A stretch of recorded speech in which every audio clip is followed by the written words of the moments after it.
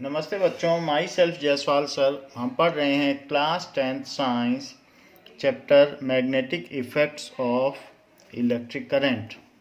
Now we will see that when a current carrying conductor is kept in magnetic field, then it experience a deflection. So force on a current carrying conductor in magnetic field.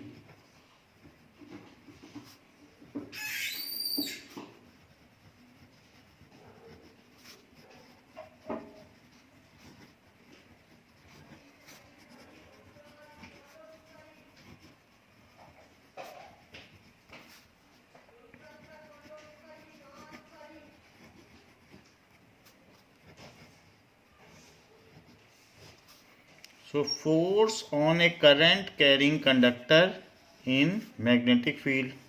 Let us suspend a current carrying conductor.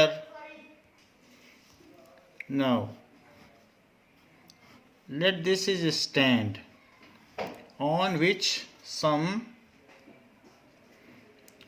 wooden hanger is there and we suspend, ये पूरा would का है, and we suspend some conducting bar, iron की या aluminium की कोई बार ले लें और इसको ऐसे कंडक्ट कर लें। सो इसमें करंट फ्लो करेगी और इसको यहाँ से किसी सेल से आप अटैच कर लें। So after attaching the current will flow through this in this manner. So current is flowing, and now we will place a magnet like this. अगर हम एक हॉर्स शू मैग्नेट ऐसा करें कि उसका एक एंड अपवर्ड रहे और एक डाउनवर्ड रहे, तो this is north and this is south, ऐसा हमने कर लिया है। सो अपवर्ड एंड डाउनवर्ड हमने इसको रख दिया है। सो it is north and it is south. Now magnetic field lines that is emanate from north and moves towards south, इस तरीके से। तो इस तरीके से मैग्नेटिक फील्ड और भी लाइंस हो सकती हैं, बट हमने एक बेसिकली लाइंस बनाई है। मैग्नेटिक फील्ड लाइंस ऐसे होंगी। तो ऐसा करने से अगर हमने एक मैग्नेट ऐसे रख दिया है, ये फील्ड है, और इस तरीके से हमने इसमें एक मैग्नेट यू मैग्नेट ऐसे रख दिया है। सो यू मैग्नेट ऐसे रख दिया है, तो एक वायर के ऊपर एक नीचे है। नाउ अब इट एक्सपीरियंस ए डिफ्लेक्शन, तो ये पेपर के ऊपर की ओर डिफ्लेक्ट हो जाएगा। दैट मीन्स ये वायर उठ जाएगा ऐसे, because it is in hanging position, तो ये इसकी नई पोजिशन हो जाएगी फ्रंट में। How it happens? So when a current carrying conductor is kept in magnetic field, when a current carrying conductor is kept in magnetic field, then it experience a force, इसमें एक force लगता है, whose direction can be determined by Fleming's left hand rule, whose direction can be determined by Fleming's, scientist का नाम है, left hand rule. उसकी direction निकाली जा सकती है और इस पर एक फोर्स लगेगा। फ्लेमिंग्स लेफ्ट हैंड रूल क्या है कि अगर आपके 3 फिंगर्स, लेफ्ट हैंड के 3 फिंगर्स ऑर्थोगोनल हो, ऑर्थोगोनल का मतलब है ये फिंगर तो पाम के डायरेक्शन में हो और ये इस तरीके से हो जिधर यहाँ पर परपेंडिकुलर टू पाम हो। ये देखो, बाकी फिंगर को ऐसे आप रैप कर लें, लेकिन एक परपेंडिकुलर टू पाम हो, ये पाम की डायरेक्शन में हो, और थंब 90 डिग्री बनाता हो इससे। तो थंब ऐसे ना हो, जैसे खुला होता है पाम, तो इसको भी ऐसे रखें, इसको भी ऐसे रखें, ये नेचुरल है। तो ये ऐसे रहेगा, ये ऐसे, सिर्फ इसे उठा लें और कुछ नहीं करना है, बाकी सब चीज़ नेचुरल है। तो ये सीधा करें पहले, जैसे है, तो ये चीज़ सीधी हो गई। तो इसको पहले 90 डिग्री बना लें। 90 डिग्री बनने के बाद फिर सिर्फ एक फिंगर उठाएं और बाकी दोनों को गैस्प कर लें। सो ये हो गया लेफ्ट हैंड में। If thumb, index finger and middle finger are stretched so that they are orthogonal to each other. What does it mean by orthogonal? They are mutually perpendicular to each other. Then if middle finger shows the direction of current and index finger shows the direction of field, then thumb shows the direction of force experienced by wire. तो thumb क्या show करेगा? It shows the direction of force experienced by wire. Let us see in our experiment, is it happening in a similar manner? So पहली बात तो force इस पर लगेगा, and force लगेगा। Now let us state rule and inspect whether it is happening in this experiment in a similar manner. That if we stretch thumb, index finger and middle finger, so three things are stretched in this way, and other two fingers are like this. So we have stretched these fingers in this manner. So this is our four finger. This is index finger जो thumb के ये palm के perpendicular है, ये thumb हो गया। सो thumb हो गया, इंडेक्स फिंगर हो गई, फोर फिंगर हो गई, और ये इंडेक्स फिंगर है। इंडेक्स फिंगर को थोड़ा और शेप में ले लें, ये। तो if it is these three fingers are perpendicular to each other like this, so it is perpendicular. Now in that case, if thumb shows the direction of this finger shows the direction of current, forefinger shows the direction of field, then thumb shows the direction of force experienced by conducting wire. तो तीन चीज़ें आपको बनानी है, that is इस तरीके से ये परपेंडिकुलर होना चाहिए। Now let us see it again like in this manner.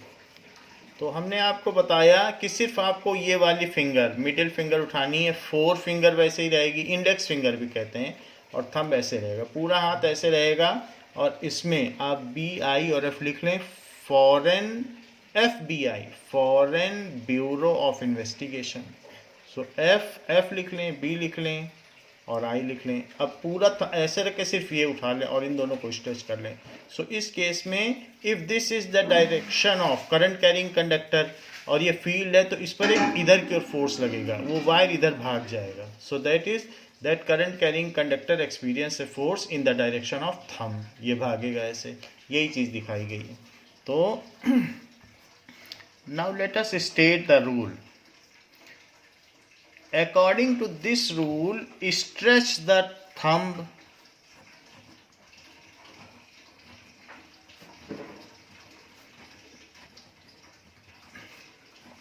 forefinger कोई इंडेक्स फिंगर भी कहते हैं या तर्जनी उंगली कहते हैं, index finger, and middle finger जिसे मध्यमा कहते हैं, middle finger of your left hand of your left hand such that they are mutually perpendicular. Now these are to be stretched in a manner that they are mutually perpendicular.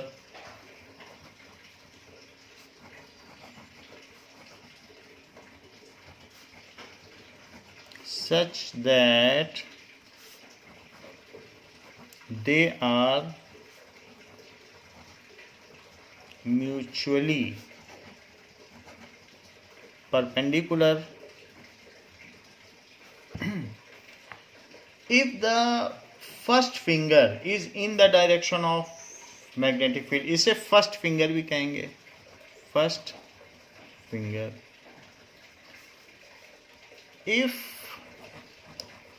the first finger is in the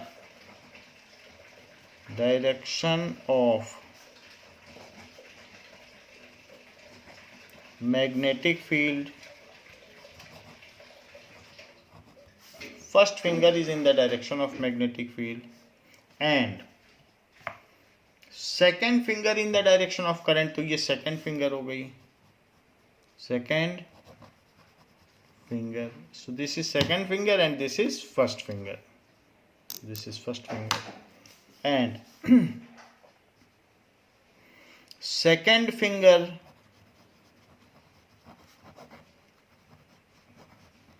in the direction of current,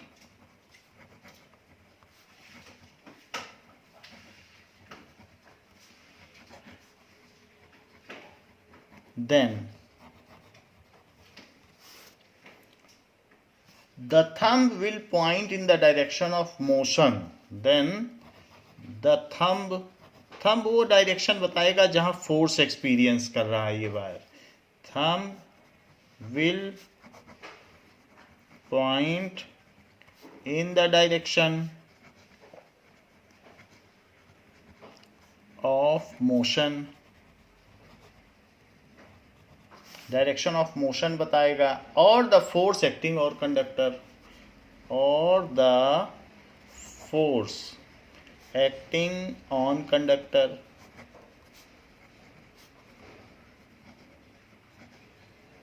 सो हमारे ऊपर के case में क्या क्या चीजें हैं, let us see. That is magnetic field is in downward direction. Magnetic field downward direction में है. ये देखिए नॉर्थ है और ये साउथ है.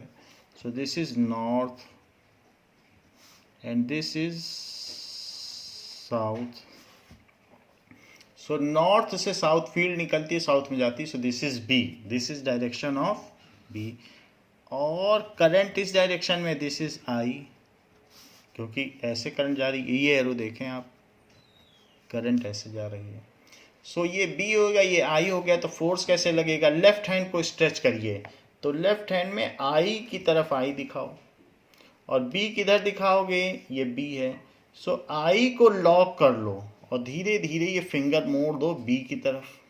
नाउ लेट अस सी, आई को हमने लॉक कर दिया और यहाँ देखिए आई हमने लॉक कर दिया. There are 3 fingers. तो आई को पकड़ लो और आई को लॉक कर लो और बी है, this is B. Now let us see, यहां पर एफ बी आई है तो हमने आई को लॉक कर लिया. आई को लॉक करने के बाद फिर बी, अगर हमारा इन तीनों में आई लॉक हो गया इधर और ये नीचे चला गया. So this is now B is in downward direction and thumb is, यहाँ पर बी जो है वो पेपर के प्लेन में डाउनवर्ड है and thumb is pointing inward. So the wire is moving back side. Now see, wire is moving back side. यहाँ आपको बैक साइड जाता हुआ वायर दिखाई दे रहा है तो मैं ये दिखा देता हूँ. ये देखो पीछे मूव कर रहा है. तो अगर फील्ड नीचे की तरफ है तो हमने यहाँ पर आपको फील्ड दिखाया, या फील्ड को पहले लॉक कर लो. 3 आपके फिंगर्स हैं, जो भी ये फील्ड है दिस इज बी. तो बी को नीचे लॉक कर लिया और थंब को, ये मिडिल फिंगर को इधर कर लिया जिधर डायरेक्शन ऑफ करंट है. तो थंब जहां पर है, देखिए थंब नीचे आ गया, तो इसको करने से थंब नीचे आ गया. सो आपको सभी चीज़ें ऐसे करनी। अदरवाइज आप पेपर को टर्न भी कर सकते हैं। अगर आपका हाथ टर्न नहीं हो रहा है तो आप पेपर टर्न कर लीजिए। तो हमने पेपर अब ऐसे कर लिया। Now it is easier.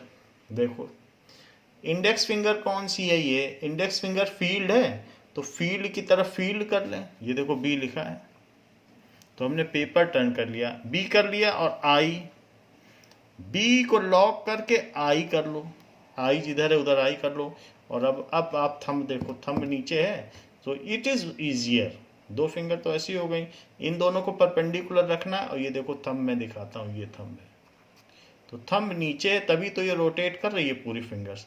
तो एफ नीचे वाला thumb F, B I, so F, this is thumb is F B I.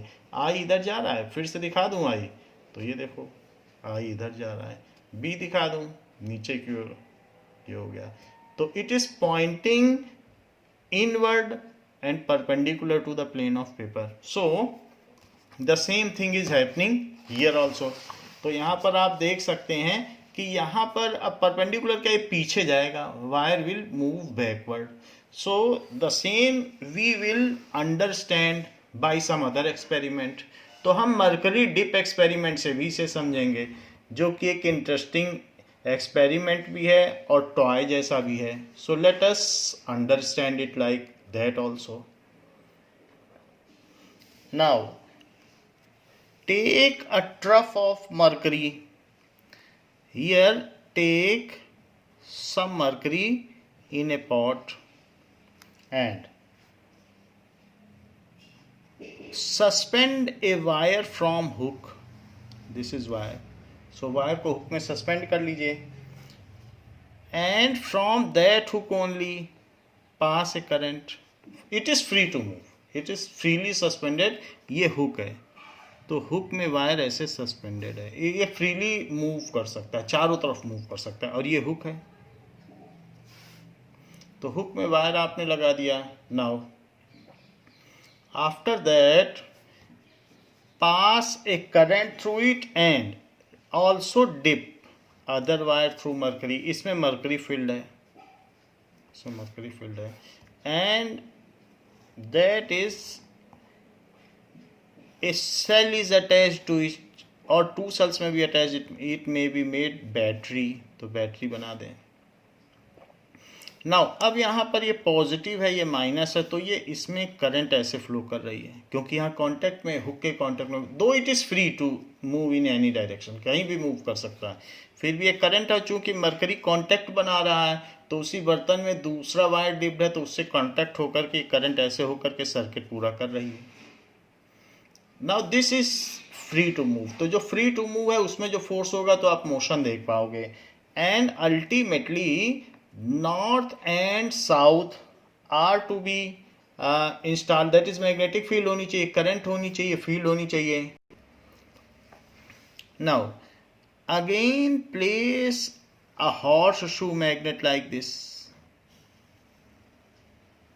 So horseshoe magnet जब हम ऐसे कर देंगे, तो इसमें अब आप फील्ड लगा लें। मान लीजिए नॉर्थ नीचे कर दिया है, साउथ ऊपर कर दिया है, so it generates a field in this वे।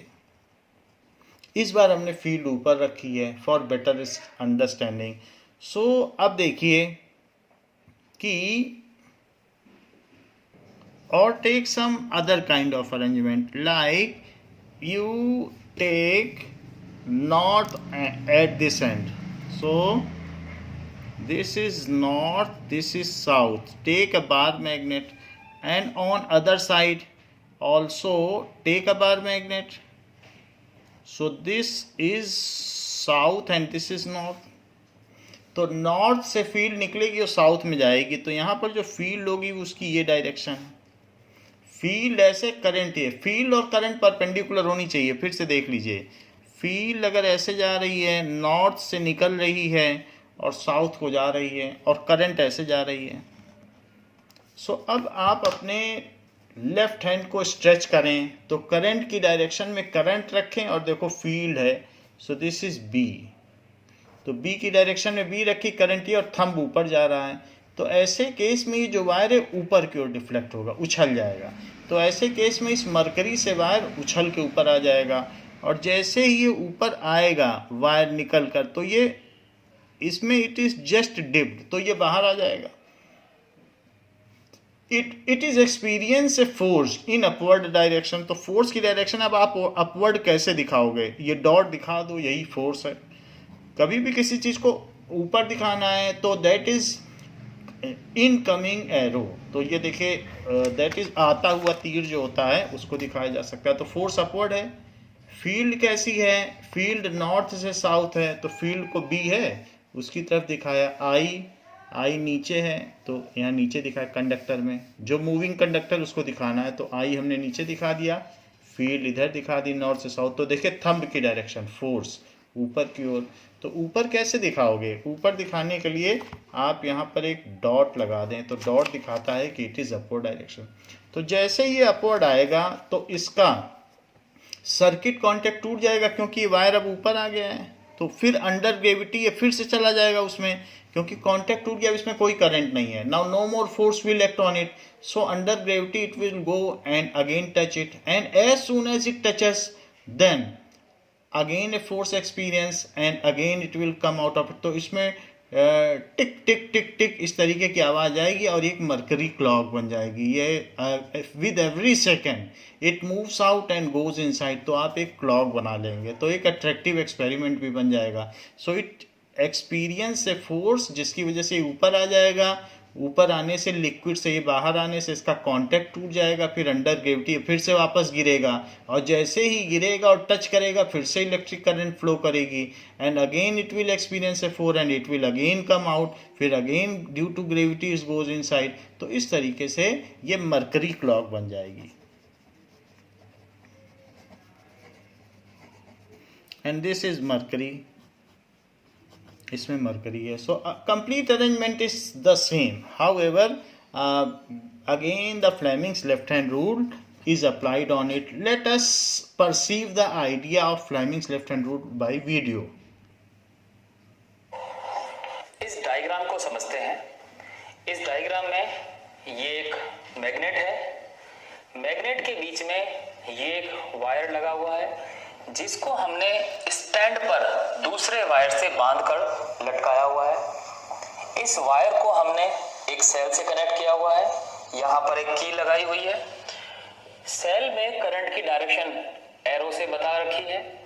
जब इस वायर में करंट फ्लो होगा और ये वायर मैग्नेट के दो पोल के बीच में रखा हुआ है, तो इसका मतलब ये हुआ current carrying wire is placed in magnetic field.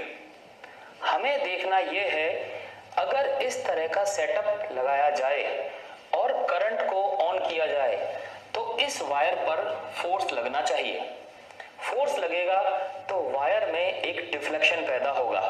इस एक्सपेरिमेंटल सेटअप में हम देख सकते हैं एक बैटरी एलिमिनेटर है, एक कनेक्टिंग वायर है, एक वायर का फ्रेम हमने बना के बीच में लगाया हुआ है, फिर दूसरा कनेक्टिंग वायर है, एक हॉर्सशू मैग्नेट है, एक बॉटल का कैप हमने लिया हुआ है मैग्नेट को सेट करने के लिए, और एक स्टैंड है जिस पर हमने ये सारा सेटअप लगाया हुआ है।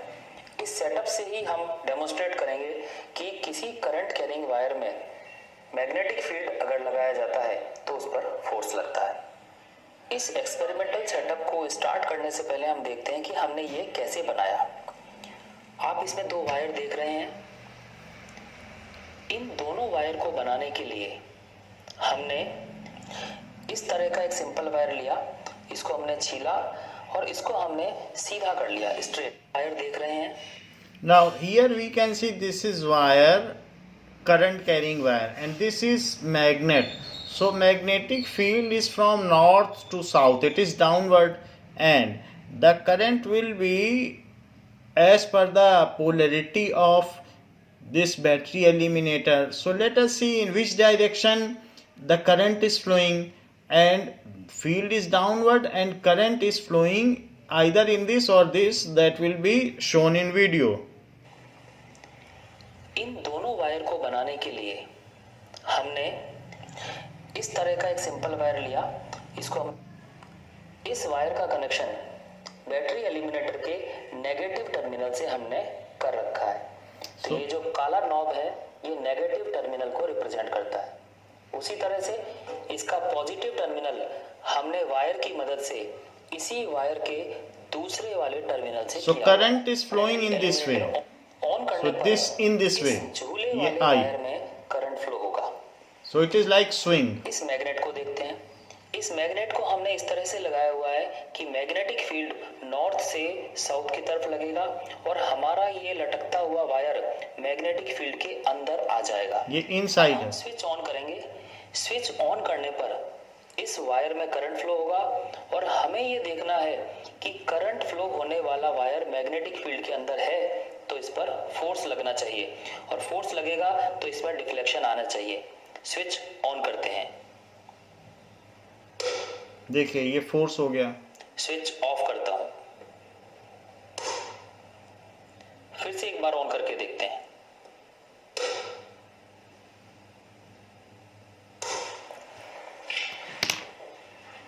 अभी हमने देखा कि करंट कैरिंग वायर को मैग्नेटिक फील्ड में रखने पर तीनों फिंगर एक दूसरे के परपेंडिकुलर होनी चाहिए। थंब फोर्स की डायरेक्शन के लिए, magnetic field indicator, middle finger current. अगर हमारे पास एक करंट कैरिंग वायर है जो हमारी मिडिल फिंगर के अलोंग रखा हुआ है और करंट की डायरेक्शन मिडिल फिंगर की तरफ है, मींस मेरी तरफ से आपकी तरफ है, यानी बाहर की तरफ। मैग्नेटिक फील्ड इस तरह से लगा हुआ है कि हमारी इंडिकेटर मैग्नेटिक फील्ड को रिप्रेजेंट कर रही है, मींस नीचे से ऊपर की तरफ।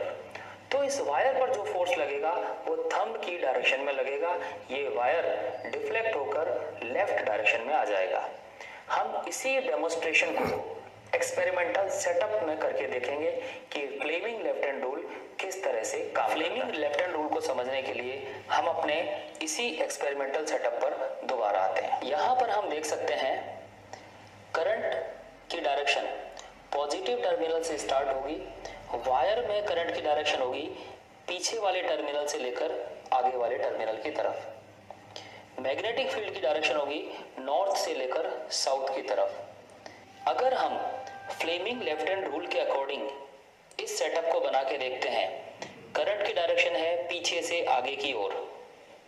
दिस इज करंट, डायरेक्शन होनी चाहिए पीछे से आगे की ओर, पीछे से आगे की ओर।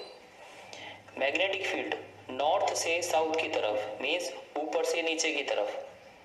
तो इंडिकेटर फिंगर मैग्नेटिक फील्ड को रिप्रेजेंट करेगी ऊपर से नीचे की तरफ। इस सेटअप के अकॉर्डिंग फोर्स की डायरेक्शन होनी चाहिए राइट हैंड साइड की तरफ।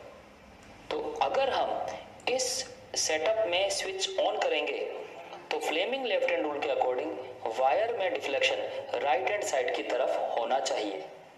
एक बार ऑन करके देखते हैं।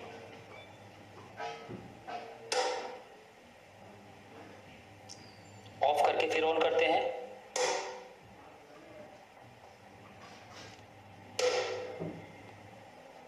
तो हम देख सकते हैं फ्लेमिंग लेफ्ट हैंड रूल से हम फोर्स की डायरेक्शन पता लगा सकते हैं। हमारा लेफ्ट हैंड रूल फोर्स की डायरेक्शन बताने में हमारी हेल्प करता है। अगर हम मैग्नेटिक फील्ड की डायरेक्शन चेंज कर दें, चेंज करने के लिए हम इस मैग्नेट को उल्टा कर देते हैं।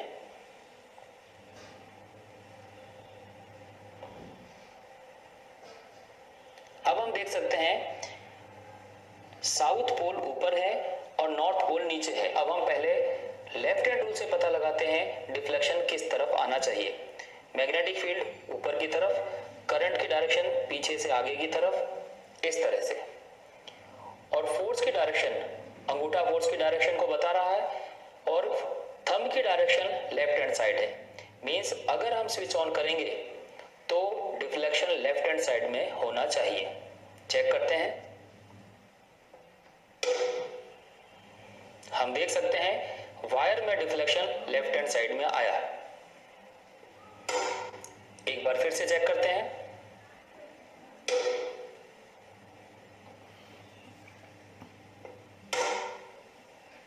तो ये था हमारा फ्लेमिंग लेफ्ट हैंड रूल का एक्सपेरिमेंटल डेमोन्स्ट्रेशन। आज आपने देखा Now here it is the direction of magnetic field and this is direction of current. So as per this we can find out the direction of force. Like B is in this direction and this is B and this is current. Current is downward, then force is upward. Force is upward. So in this wire there is a force experienced in upward direction. This is force. Now let us perceive the similar idea of Fleming's left hand rule in a better way by 3D diagrams of this setup. तो इसको फिर से बनाते हैं और इसका setup देखते हैं. Now take wire on a stand. ये वुडन स्टैंड है, तो वुडन स्टैंड में एक और हमने इस तरीके से वुडन एंगल लगा दिया जो 90 डिग्री पर है and kept on A stand. This is stand. Now अब इस वुडन स्टैंड पर हम एक वायर हैंग कर लें.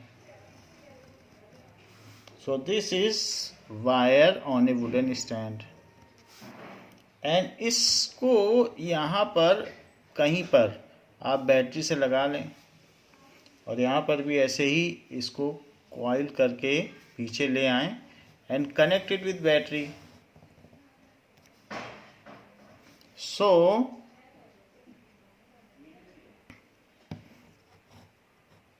So we have connected a battery with a closed switch. So this is set up and it is hanging wire. और इसमें अगर हम देखेंगे तो करंट ऐसे पॉजिटिव टर्मिनल से निकल कर ये हमारा कंडक्टर है, तो इस तरीके से जा रही. दिस इज हैंगिंग वायर और इसी वायर को हम मैग्नेटिक फील्ड में रख दें जिसमें एक हॉर्स शू मैग्नेट रख लें. Now this is the direction of field. तो फील्ड हम ऊपर नॉर्थ ले लेंगे, नीचे साउथ ले लेंगे, तो डायरेक्शन ऑफ फील्ड डाउनवर्ड हो गया और करंट आगे की ओर है. अब हम देखेंगे इस वायर में कहाँ डिफ्लेक्शन होगा. तो फ्लेमिंग्स लेफ्ट हैंड रूल लगाएं. सो फ्लेमिंग लेफ्ट हैंड रूल क्या बताएगा कि सारी चीज़ें वैसे ही सेटअप कर लें जैसे हैं. सो ये फिंगर है. सो फिंगर इज, ये देखिए ये इंडेक्स फिंगर है, तो इंडेक्स फिंगर ऊपर से नीचे की ओर जाती हुई, क्यों? क्योंकि ये बी है.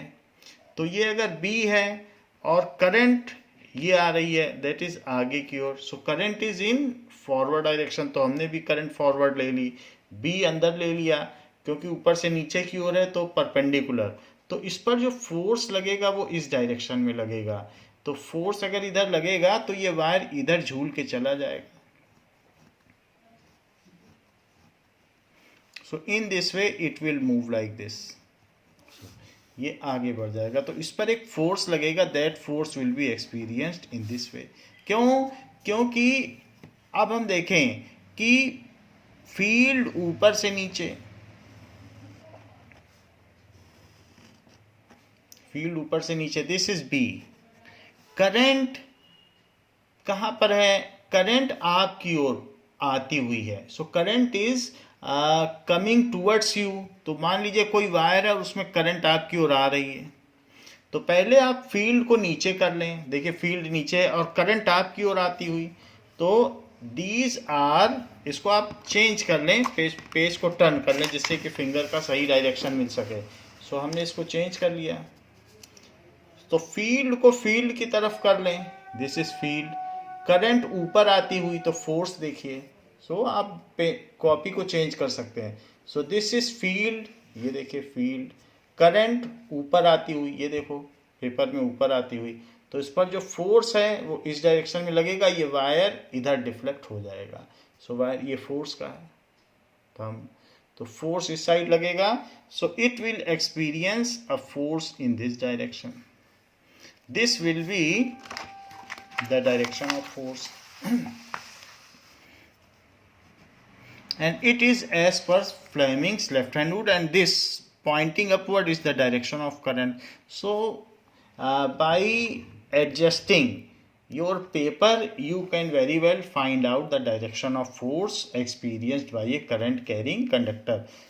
Now let us solve in text question regarding Fleming's left hand rule given in book and also example 13.2.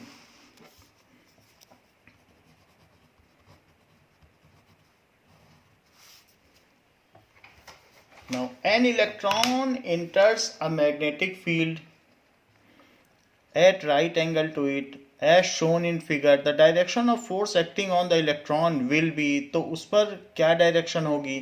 तो बताया गया है कि मैग्नेटिक फील्ड दी है and electron enters in it in this way. This is electron and it enters in this way. This is B. So whatever is the direction of negative charge, तो negative charge के move करने के opposite direction में current होती है. अगर electron नीचे जा रहा है then the current is in upward direction. So current की ये डायरेक्शन हुई. अब देखिए करंट ऊपर हो गया, फील्ड इधर हो गई, तो फील्ड को फील्ड की तरफ रखो और करंट है, ये करंट है तो इसको लॉक करते हुए मोड़ दो. फील्ड फील्ड की तरफ है, ये जो मिडिल फिंगर है फील्ड है, करंट उल्टी कर दी क्योंकि इलेक्ट्रॉन नीचे है तो करंट अपवर्ड है. सो फील्ड फील्ड की तरफ ये इधर and thumb is pointing downward. तो थंब नीचे जा रहा है. जब दोनों फिंगर हमने ऐसे कर दी then see the direction of thumb. So now this is the direction of field, this is field, this is the direction of current. So these are three fingers which are perpendicular to each other. तो पहले field को setup कर लिया, thumb को ऐसे, ये middle finger ऊपर की ओर हो गई and the thumb is downward. तो इसलिए उस पर जो फोर्स लगेगा वो पेपर के अंदर की ओर लगेगा, सीधे जाते हुए वो पेपर के अंदर चला जाएगा. फोर्स अंदर की ओर लगेगा तो अंदर की ओर डिफ्लेक्ट हो जाएगा. So the electron will experience a force perpendicular to the plane of paper and inward.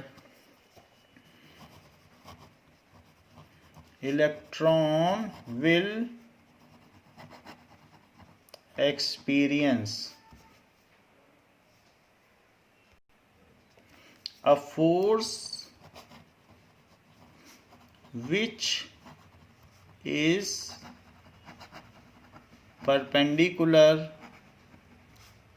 to the plane of paper and pointing inward.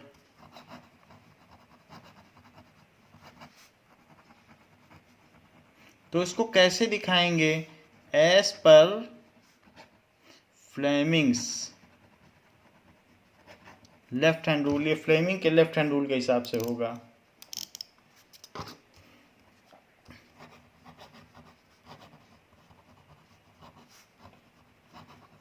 Now if question में दिया है कि फील्ड इधर है, so this is B. Electron नीचे आ रहा है, इलेक्ट्रॉन के मूवमेंट के अपोजिट करंट होती है तो करंट अपवर्ड है. और फिंगर को स्ट्रेच करिए इस तरीके से तो जो इस पर फोर्स लगेगा इलेक्ट्रॉन पे वो अंदर की ओर लगेगा. सो this is force inside paper. तो ऐसे आप दिखा सकते हैं और ये पेपर के अंदर चला जाएगा. Now, in text questions,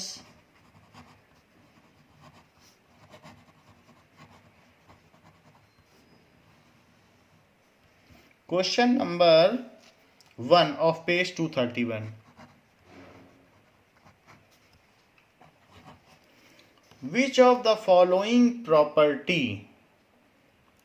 of proton can change when it moves freely in a magnetic field. So अगर मैग्नेटिक फील्ड में प्रोटॉन जा रहा है तो उसकी कौन सी प्रॉपर्टी चेंज होगी? See like if a proton is moving in a magnetic field. See this is positive charge and proton, it is moving in a magnetic field. तो मैग्नेटिक फील्ड में it moving freely in a magnetic field. तो कभी भी अगर electron जा रहा है तो उसके जाने को करंट कहेंगे. दिस इज उसका मोशन है, जहाँ वो मूव कर जाए वो उसकी वेलोसिटी है। तो ये जो फ्लेमिंग लेफ्ट हैंड रूल है, फ्लेमिंग लेफ्ट हैंड रूल क्या है? फ्लेमिंग लेफ्ट हैंड रूल में हम एक फिंगर ऐसे रखते हैं, एक ऐसे रखते हैं, और एक थंब भी है जो कि परपेंडिकुलर होता है, और बाकी जो फिंगर्स होती हैं वो इनवर्ड होती हैं इस तरीके से। और इस तरीके से हम ये थंब को दिखा देते हैं। Now so these are the fingers. तो हम ये ऐसे दिखाते हैं। तो यहाँ पर ये अगर आई है तो ये एफ है और ये बी है। So F B I, this is B and this is I. I and F are perpendicular, though all the three are perpendicular. If this is B, this is I, then this is F. ये तो ये all the three are perpendicular to each other, F, B, I. Now velocity and force are perpendicular to each other. तो ऐसा हमने पहले भी देखा है कि जब यूनिफॉर्म सर्कुलर मोशन होता है, तो यूनिफॉर्म सर्कुलर मोशन में अगर अर्थ जा रही है तो अर्थ मूव कर रही है, और अर्थ के मूव करने पर ये अर्थ की अपनी वेलोसिटी हो गई, दिस इज अर्थ, तो उसका जो फोर्स है उसके सेंटर की ओर लगता है, सन की तरफ, उसके रिवॉल्यूशन में। So this is F. और इस वजह से when force is perpendicular to motion then its speed never changes. Uniform circular motion में ये बात है। तो स्पीड के परपेंडिकुलर है फोर्स। यहाँ पर भी जहाँ स्पीड है वहीं करंट है। अगर प्रोटॉन चल गया तो जिधर जाएगा वही तो करंट होगी। तो if proton moves like this तो इधर ही जाएगा और यही करंट होगी, जिधर उसकी स्पीड होगी वही करंट होगी, क्योंकि प्रोटॉन के चलने की दिशा में ही करंट होती है। तो इस पर जो फोर्स लगेगा, यहाँ देख लें आई और एफ परपेंडिकुलर है, तो F हमेशा इस पर परपेंडिकुलर लगेगा। अगर इधर चल रहा है फील्ड जैसी भी हो सो उसके तो परपेंडिकुलर लगेगा। मान लीजिए मैं मान लूँ कि अगर करंट ऐसे है और फील्ड ऊपर कर दी, फील्ड को मैंने ऊपर कर दिया, ये देखिए ये करंट है और फील्ड ऊपर की तरफ। ऊपर कैसे करोगे? यहाँ पर बहुत सारे डॉट बना दो तो ये दिखेगा कि पेपर के नीचे नॉर्थ पोल है और पेपर के ऊपर साउथ पोल है। तो सारी फील्ड ऊपर आ रही नॉर्थ से साउथ की तरफ। तो ये फील्ड हो गई, ये बी हो गई, ये इसकी आई हो गई। तो अब करंट को करंट की तरफ दिखा दो और फील्ड को ठीक ऊपर। तो जरा थंब की पोजीशन देखो, देखो फील्ड ऊपर दिखाई, ये इंडेक्स फिंगर है। सो अगर हमने ऐसे दिखा दिया तो फील्ड ऊपर, फील्ड हमने ऊपर दिखा दी और करंट की तरफ, तो थंब नीचे है। सो इस पर नीचे की ओर फोर्स लगेगा। तो वो आप देख सकते हैं अपने आप बना करके, फ्लेमिंग्स लेफ्ट हैंड रूल लगाकर आप चाहें तो देख सकते हैं। यहाँ हमने किया भी है कि ये इस तरीके से। तो ये सारे फिंगर हैं, ये ऐसे देख लीजिए, पहले रूल देख लीजिए, फिर ये नीचे आ गई, फिर ये ऊपर और ये इधर। तो इन तीनों को अगर हम स्ट्रेच करें परपेंडिकुलर तो ये फील्ड, ये करंट, जहाँ प्रोटॉन चल जाए वही करंट है, और ये नीचे इस पर फोर्स। तो जो इस पर फोर्स लग रहा है, is it perpendicular to current? तो yes, the force acting on it is perpendicular to current. So force current के परपेंडिकुलर है। तो velocity and force are perpendicular to each other. तो ऐसे केस में स्पीड तो चेंज होगी नहीं। तो अगर स्पीड नहीं चेंज होगी तो क्या उसकी काइनेटिक एनर्जी चेंज हो जाएगी? नहीं। अगर मैग्नेटिक फील्ड में किसी प्रोटॉन को छोड़ दिया जाए तो वो उस पर जब भी फोर्स वेलोसिटी के परपेंडिकुलर होगा, और हमेशा होगा क्योंकि फ्लेमिंग लेफ्ट हैंड रूल कर रहा है, तो वो सर्कुलर मोशन में ही मूव करेगा। Whenever force is perpendicular to velocity, earth में भी है, अर्थ जब यहाँ आ जाती है तो ऐसे चलना चाहती है और फोर्स इधर लगेगा। हमेशा वेलोसिटी के परपेंडिकुलर है, कभी पीछा नहीं छोड़ता फोर्स उसका वेलोसिटी का। तो इस तरीके से जब अर्थ मूव करती है सन के चारों ओर, तो वो कहीं भी चली जाए लेकिन ग्रेविटेशनल फोर्स तो उसका सन की ओर ही रहेगा, और इस वजह से उसमें एक यूनिफॉर्म सर्कुलर मोशन होती है। अर्थ यहाँ भी आ जाए तो उस पर फोर्स तो सन की ओर ही लगेगा। तो इस तरीके से ये मूव करती रहती है। तो मूव इधर, वेलोसिटी उधर है, जाना उधर चाहती है, लेकिन फोर्स इधर लगता है, तो बार बार इसकी डायरेक्शन टर्न होती रहती, डायरेक्शन चेंज होती रहती। सो इन द सिमिलर मैनर अगर ये ऐसे जा रहा था प्रोटॉन और फोर्स उसके परपेंडिकुलर लग गया तो अब ये ऐसे सर्कुलर मोशन करने लगेगा और ये मैग्नेटिक फील्ड में पूरी जिंदगी ऐसे ही घूमता रहेगा। वेन एवर एन पॉजिटिव और negative charge particle is left in magnetic field then it executes circular motion. तो इस पर एक सर्कुलर मोशन होगा, जाना इधर चाहता था, फोर्स इधर लगा, मुड़ गया, फिर इधर जाना चाहेगा, फिर फोर्स इधर लगेगा सेंटर की ओर, मुड़ता चला जाएगा। जहाँ भी जाएगा आप फ्लेमिंग का लेफ्ट हैंड रूल लगा कर देख लें, हमेशा इधर भी जाएगा तो फिर से फ्लेमिंग लेफ्ट हैंड रूल लगाएं तो फिर से फोर्स इधर हो जाएगा। अब ये पार्टिकल मूव करते करते इधर जाना चाहेगा तो भी फोर्स इधर रहेगा, क्योंकि करंट और फोर्स, करंट ही तो उसका वेलोसिटी है, पॉजिटिव चार्ज जिधर चल जाए वही वेलोसिटी है, वही उसकी करंट है, उसके परपेंडिकुलर फोर्स। तो इसलिए पॉजिटिव चार्ज पार्टिकल को जब मैग्नेटिक फील्ड, और यहाँ मैग्नेटिक फील्ड थ्रू आउट है हर तरफ, so whenever any charge particle is left in magnetic field then force is acting perpendicular to current या motion of particle. Motion of particle है, अगर प्रोटॉन है तो जिधर मूव कर रहा है वही करंट है, और अगर इलेक्ट्रॉन है तो उसके अपोजिट करंट हो जाएगी, लेकिन फिर भी फोर्स तो परपेंडिकुलर ही रहेगा। सो इस तरीके से when ever a charge particle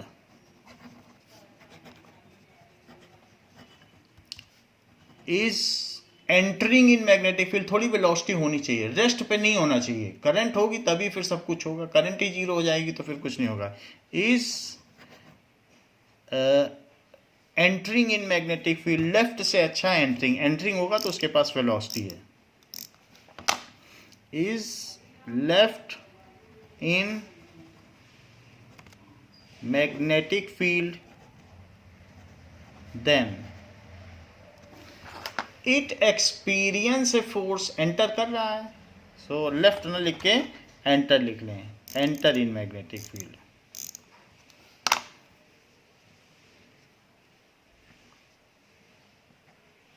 entering in magnetic field then it experience a force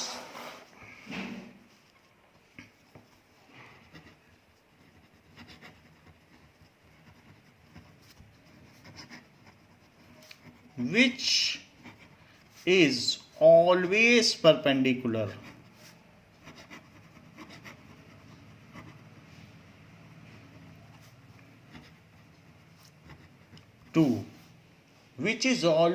perpendicular to motion of charge particle। जहां वो जाएगा वही करंट है। Now particle executes a uniform circular motion. Now particle execute a uniform, क्योंकि uniform circular motion में centripetal force होता है जो वेलोसिटी के परपेंडिकुलर होता है, वो यहाँ है, सो उसका यूनिफॉर्म सर्कुलर मोशन होगा। ऐसे ही यहाँ पर एक प्रोटॉन एंटर कर रहा है तो उसका क्या चीज़ चेंज हो जाएगा पूछा जा रहा है, क्या उसका मास चेंज होगा? मास तो नहीं चेंज होगा। क्या उसकी स्पीड चेंज होगी? तो यूनिफॉर्म सर्कुलर मोशन में तो स्पीड चेंज नहीं होती। क्या उसकी वेलोसिटी चेंज हो जाएगी? तो हाँ, वेलोसिटी इसलिए चेंज हो जाएगी क्योंकि एवरी मोमेंट उसका डायरेक्शन बदलता जाएगा, तभी सर्कुलर पाथ पे चल सकता है। और मोमेंटम भी चेंज होगा क्योंकि मोमेंटम में मास इनटू वेलोसिटी होता है, तो दो चीज़ें चेंज होगी, वेलोसिटी और मोमेंटम। काइनेटिक एनर्जी अगर दिया होता तो नहीं चेंज होती क्योंकि उसमें half into mass into speed square होता है। तो काइनेटिक एनर्जी, स्पीड और मास नहीं चेंज होता, वेलोसिटी और मोमेंटम चेंज होगा क्योंकि velocity involves direction, it is vector quantity, and momentum also involves direction along with magnitude. तो डायरेक्शन के चेंज होने से वेलोसिटी चेंज हो रही है और साथ में मोमेंटम। तो क्या क्या चेंज होगा? So in our case mass and speed does not change, does not change, but velocity and momentum changes.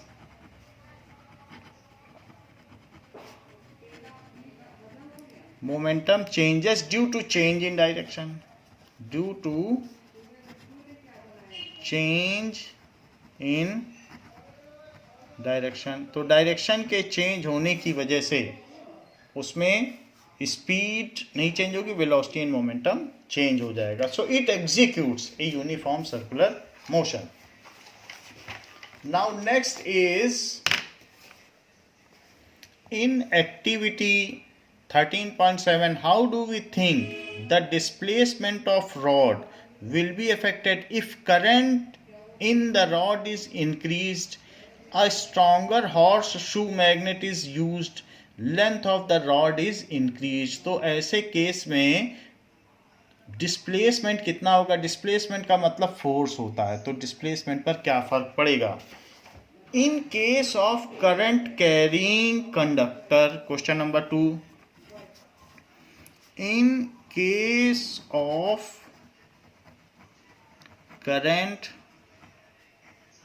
carrying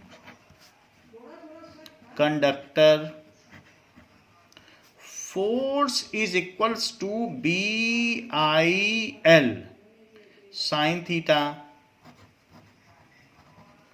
ये चीज होती है. तो फोर्स किस पर डिपेंड करता है? So force acting on current carrying conductor, that is force acting on current carrying conductor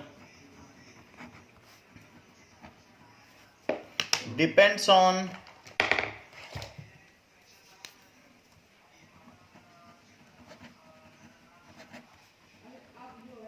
conductor depends on किस किस चीज पे डिपेंड करता है? Directly on magnetic field. अगर आप स्ट्रॉन्ग हॉर्सशू मैग्नेट लगाएंगे तो फोर्स ज़्यादा होगा, तो डिस्प्लेसमेंट ज़्यादा होगा. तो directly on magnetic field current in conductor. Third, length of conductor. अगर आप रॉड बड़ी ले लोगे तो भी डिस्प्लेसमेंट ज्यादा होगा. That is BIL. And next is the angle between magnetic field and current. यानी वायर कैसा है, तो वायर जैसा होगा वैसे ही करंट उसमें फ्लो करेगी. तो करंट और मैग्नेटिक फील्ड के बीच में क्या एंगल है, यानी अगर वो 90 डिग्री होगा तो साइन 90 की वैल्यू मैक्सिमम होती है, और ऐसे केस में फोर्स मैक्सिमम लगेगा. और इसीलिए हम परपेंडिकुलर रख रहे हैं अपने कंडक्टर को और मैग्नेटिक फील्ड को परपेंडिकुलर रख रहे हैं. अगर आप किसी और डायरेक्शन में भी रखोगे 90 के अलावा तो भी फोर्स लगेगा, but that is not maximum. So theta ये कौन सा एंगल है? सो it is angle between magnetic field and current. और फ्लेमिंग ने तो अपने लेफ्ट हैंड रूल में मैक्सिमम रखने के लिए आई और बी का एंगल 90 फिक्स कर दिया. यहाँ 90, तो आई और बी, तो वहाँ तो 90 है, तभी उनको मैक्सिमम डिफ्लेक्शन मिल रहा है. अगर आप कम ज़्यादा भी करोगे तो भी फोर्स लगेगा, एंड इन दोनों के बीच में जो फोर्स होगा वो इस तरीके से लगेगा. ये बी है तो यहाँ पर है, और अगर मैक्सिमम रखना चाहते हो तो बी और आई को परपेंडिकुलर रख सकते हैं. So force is maximum when the angle is 90 degree and if all the three things are increase. तो क्वेश्चन में क्या पूछा गया है आपसे कि डिफ्लेक्शन में या डिस्प्लेसमेंट में क्या फर्क पड़ेगा? तो पहले case, if current in rod A B is increase. अब आंसर पे आ जाएं.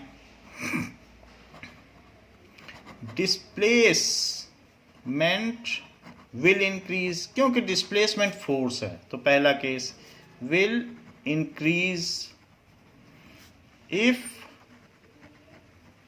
current in rod AB, experiment में AB रॉड ली गई है, is increased. ऐसा क्यों? Because force is directly proportional to current.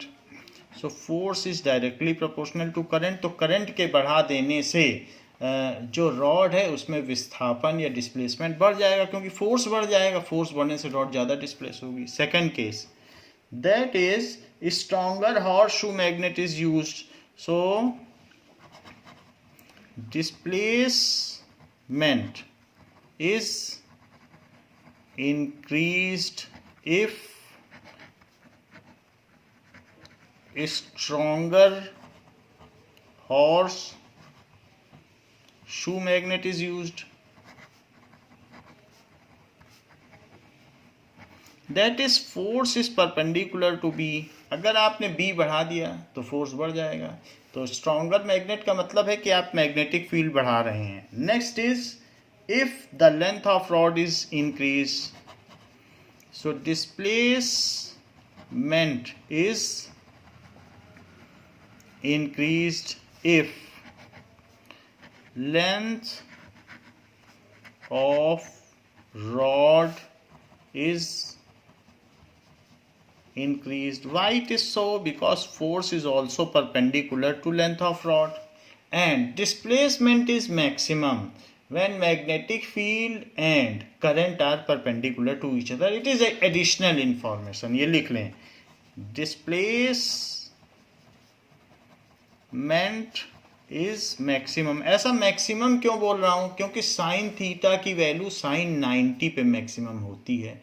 तो जब B और I के बीच का जो एंगल है वही थीटा है.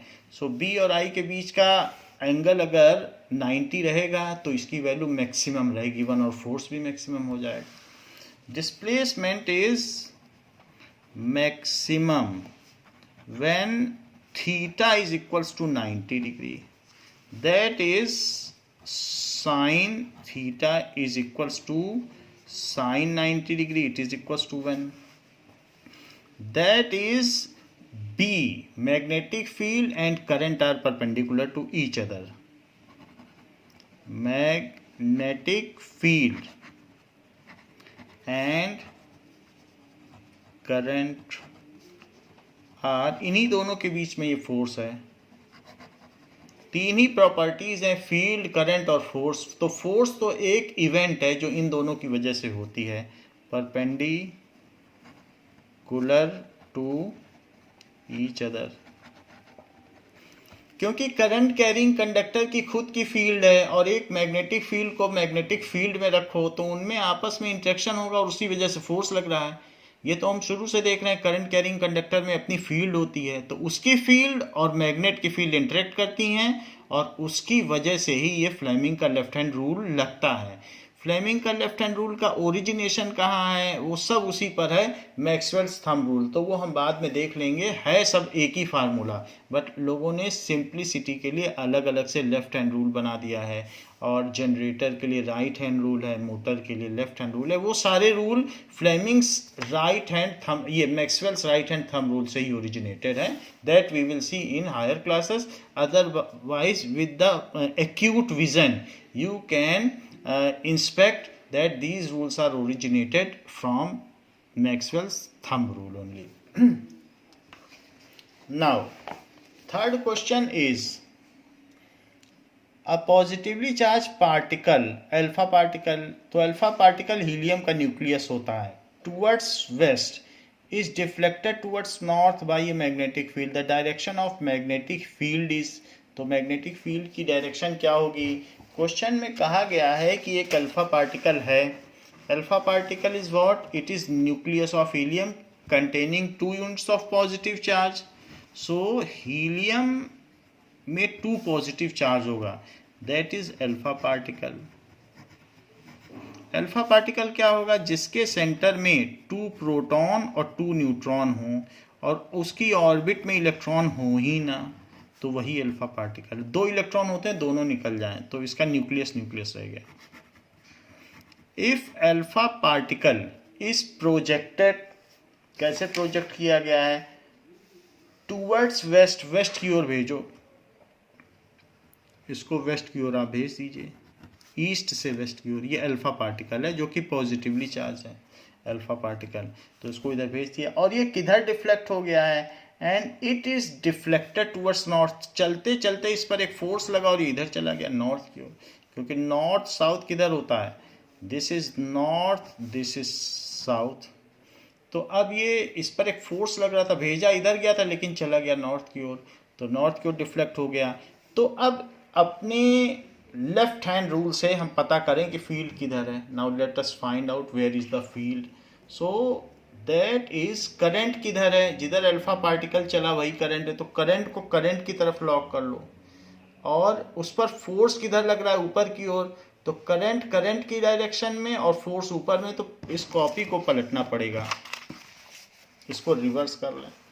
तो रिवर्स करने पर करंट इधर हो गई और फोर्स देखिए ऊपर, सो फोर्स है यानी कि नॉर्थ की तरफ है। तो what is the direction of, ये 3 फिंगर्स हैं, तो देखिए करंट तो करंट की तरफ हो गई, वेस्ट की तरफ, और डिफ्लेक्शन नॉर्थ की तरफ हो गया। तो this is the direction of magnetic field, it is Poynting like this. तो पेपर के प्लेन में ही हम नॉर्थ साउथ ले लें, ये हमने साउथ ले लिया, तो अल्फा पार्टिकल जिधर जा रहा है इसको आप करंट मान लें, दिस इज करंट, और इस पर जो लगने वाला फोर्स है, so that is in this way, so force ऊपर इस साइड हो गया, तो इसे आप फोर्स लिख लें, दिस इज फोर्स। तो ये फोर्स हो गया, करंट हो गया। फिर से देखो, ये इधर की ओर अल्फा पार्टिकल जा रहा है, दैट इज जहाँ उसकी मोशन है वही करंट हो गई, चार्ज, पॉजिटिव चार्ज पार्टिकल के चलने से। फोर्स इधर कर लो, तो ये जो इंडेक्स फिंगर दिखा रही है दैट इज अपवर्ड। तीनों फिंगर को हमने खोल लिया, ये देखिए तीनों फिंगर खुली हैं, तो इसके इधर करने से और इसके इधर करने से हमारी इंडेक्स फिंगर ऊपर आ रही है। So that means the direction of field is upward to perpendicular to the plane of paper. तो यहाँ पर ये अपवर्ड आ गई। इसको आप फ्लेमिंग्स लेफ्ट हैंड रूल लगाकर देख सकते हैं, तो ये अपवर्ड आ जाएगी इस तरीके से। नाउ वैसे हमने फील्ड ऐसे बना दी है, however when you draw the field it should be a regular manner. जब भी आपको फील्ड बनानी हो तो आप ऐसे बनाएं, इक्वी स्पेस्ड और एक मैट्रिक्स मैनर में बनाएं, तो इससे ये पता चलता है कि फील्ड यूनिफॉर्म है, इक्वी स्पेस्ड, ऐसे बनाना चाहिए। अपवर्ड के लिए upward to the plane of paper, ये फील्ड है।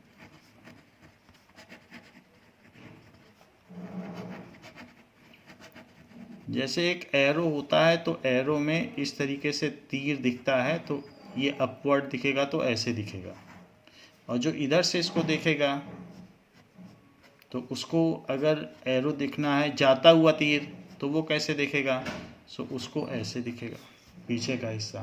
तो इसलिए ये ऊपर की ओर आ रहा है, ऊपर की ओर, और डाउनवर्ड बनाना है तो क्रॉस कर दो। तो हमारे केस में क्या है, दैट इज अगर हम as per Fleming's, on applying Fleming's left hand rule, the direction of magnetic field is perpendicular to plane of paper and upward. So as per Fleming's left hand rule, direction of magnetic field is perpendicular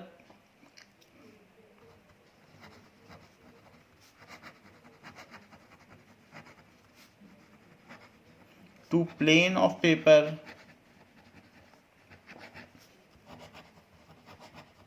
and upward.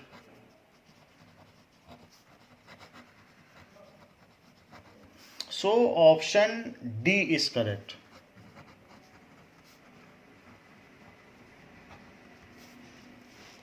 Now option D is correct. तो इस class के लिए बच्चों इतना ही, next class में हम इसके आगे देखेंगे। थैंक यू बच्चों।